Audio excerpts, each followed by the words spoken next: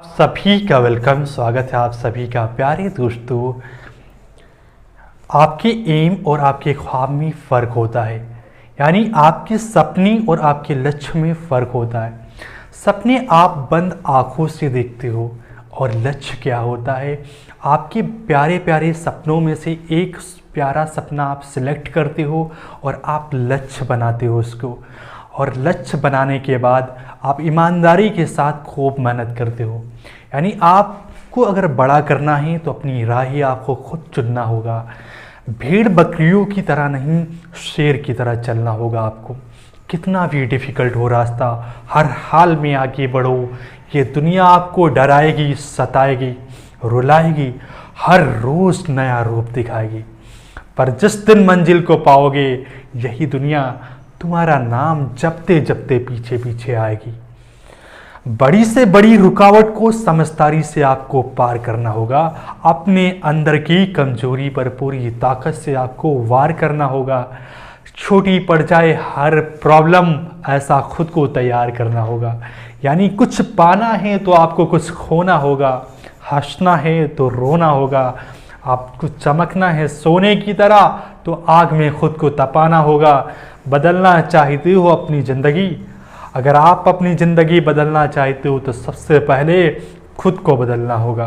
पहली प्रायोरिटी अपने काम को देना होगा। तुम्हारी पुरानी आदतें सबसे पहले तुम्हें नीचे गिराएगी। पल भर के जायके के लिए आपका सब कुछ छीन कर ले जाएगी। लेकिन तुम इस जाल में कभी ना फंसना। अपना ध्यान सिर्फ अपने एग्ज़ाम पे रखना। बहुत कम टाइम बचा है, बहुत जल्द एग्ज़ाम आने वाले हैं आपकी। इन्हीं प्यारी बातों के साथ मैं आपसे कुछ इम्पॉर्टेंट कॉन्सेप्ट डिस्कस करने जा रहा हूँ, कुछ इम्पॉर्टेंट पॉइंट डिस्कस करने जा रहा हूँ जो आपके लिए एक्सरसाइज 3.2 के लिए आसान साबित होगी। इससे पहले आपने कंप्लीट किया एक्सरसाइज 3.1 को, यानी प्रश्नावली 3.1 को कंप्लीट किया।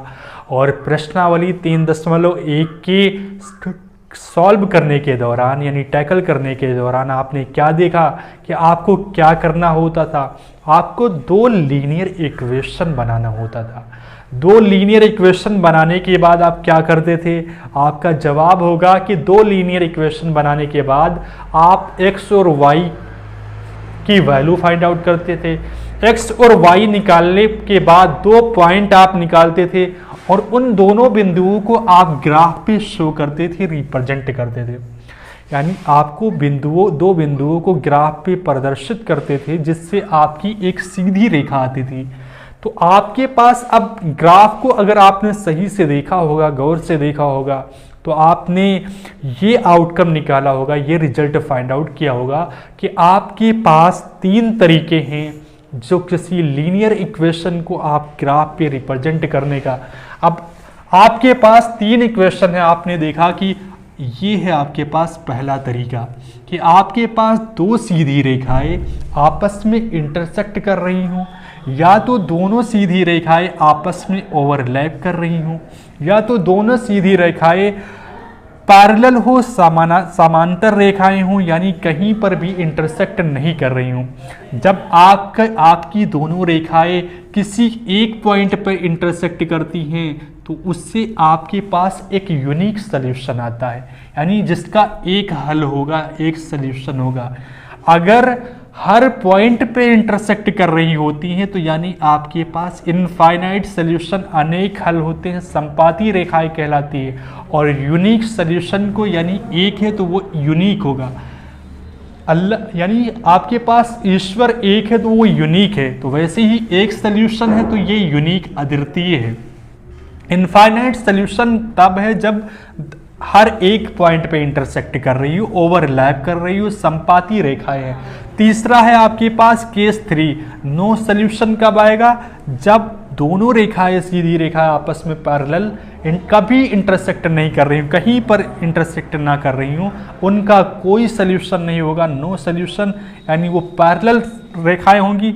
और आपने लीनियर इक्वेशन का फॉर्मेट क्या तैयार किया था, a1x + b1y = c1, a2x + b2y = c2। इतनी बात आप लोग गेन कर पा रहे हो, आसान हुआ आपके लिए। अब मैं आपको तरीका बताऊंगा। आप सोच रहे होगे क्या आपको इतना लेंदी प्रोसेस सॉल्व करना होगा कि पहले आप दो लीनियर इक्वेशन बनाएं, फिर उनको सॉल्व करें, एक्स और वाई की वैल्यू निकाल के 2 पॉइंट निकालें, फिर आप ग्राफ पे शो करें। क्या आपको इतना सब करना होगा? नहीं प्यारे दोस्तों, आपको इतना लेंदी प्रोसेस नहीं। मैं आपको एक ऐसा तरीका बताने जा रहा हूं जिससे आपके लिए आसान हो जाएगा हर चीज़ को करना। आप सवाल को देखते ही आसानी से करोगे कि हाँ ये एक यूनिक होगा या इनफाइनाइट होगा या नो सॉल्यूशन होगा। आप सवाल को देखते ही आप आसानी से कर लोगे।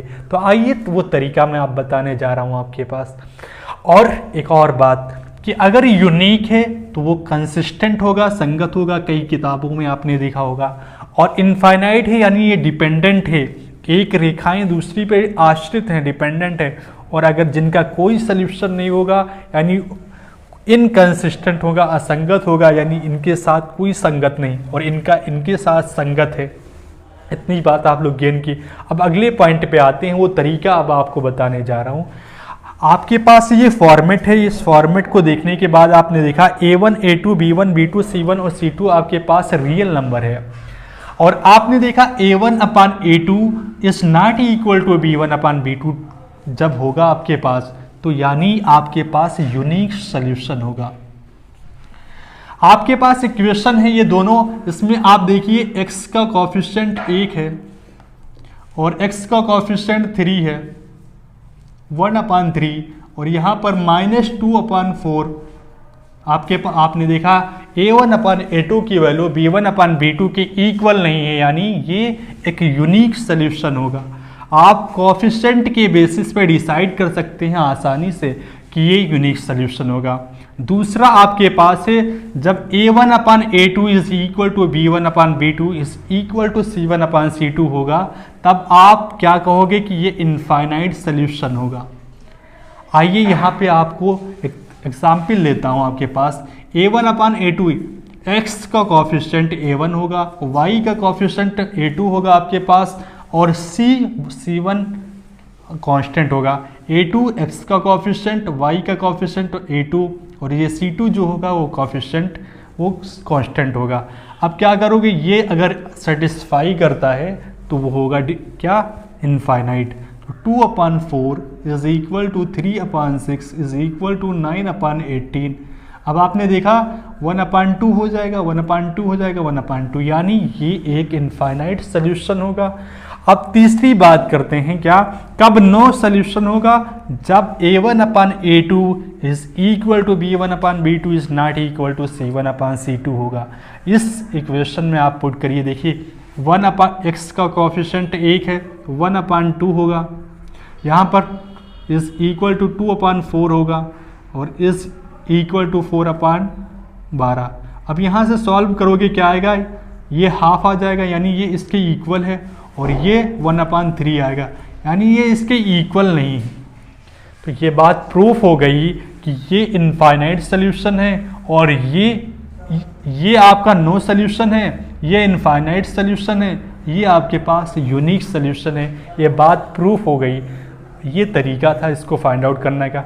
अब आप इक्वेशन देख के फाइंड आउट कर सकते हो कि कौन सा नो सॉल्यूशन होगा, कौन सा इनफाइनाइट होगा, कौन सा यूनिक होगा। और ये वो पॉइंट होता है जहाँ पर इंटरसेक्ट करके आप x और y की वैल्यू फाइंड आउट करते थे। आसान हुआ आपके लिए।